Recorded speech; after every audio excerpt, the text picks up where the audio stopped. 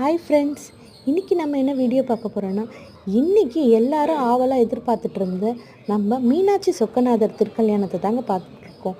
நம்மளால் மதுரைக்கெலாம் போக முடியலங்க. அதனால் வீட்டில் இருந்தபடியே டிவிலேயே பார்த்தாச்சு. சொக்கனோட அருளும் மீனாட்சி அருளும் பரிபூரணமாக வாங்கியாச்சுங்க. ஆமாம், இந்த திருக்கல்யாணத்தை பார்த்துட்டு நிறைய பேர் இன்றைக்கி அவங்களோட மாங்கல்ய சரடை மாற்றுவாங்க.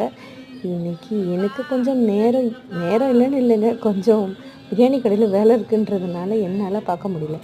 இருந்தும் இந்த வீடியோவை கொஞ்சம் நேரம் ஒதுக்கி இந்த லைவை பார்த்ததுக்கப்புறம் தாங்க மனசு திருப்தியாக இருந்துச்சு. அப்பா, இன்னொரு விஷயம் நீங்கள் நோட் பண்ணீங்களான்னு தெரியல, நம்ம சொக்கநாதர் மீனாட்சி கழுத்தில் தாலி கட்டும்போது அவ்வளோ ஒரு முகத்தில் அவ்வளோ ஒரு சிரிப்புங்க. நீங்கள் நோட் பண்ணி பாருங்கள், அவசியம் நோட் பண்ணி பாருங்கள். அந்த திருமாங்கல்யத்தை வாங்கும்போது நம்மளோட மீனாட்சி அவ்வளோ ஒரு நளினமாக வெக்கத்தோடு அந்த திருமாங்கல்யத்தை வாங்கிட்டாங்க. இதெல்லாம் பார்க்க எவ்வளோ நல்லா இருக்குல்லங்க. நம்ம பெற்றவங்களுக்கு பண்ணி பார்க்குற அளவை விட பெரிய ஒரு இதுவாக இருக்குது. இதெல்லாம் நம்ம பார்க்குறதுக்கு ரொம்ப சந்தோஷமாக இருக்குது.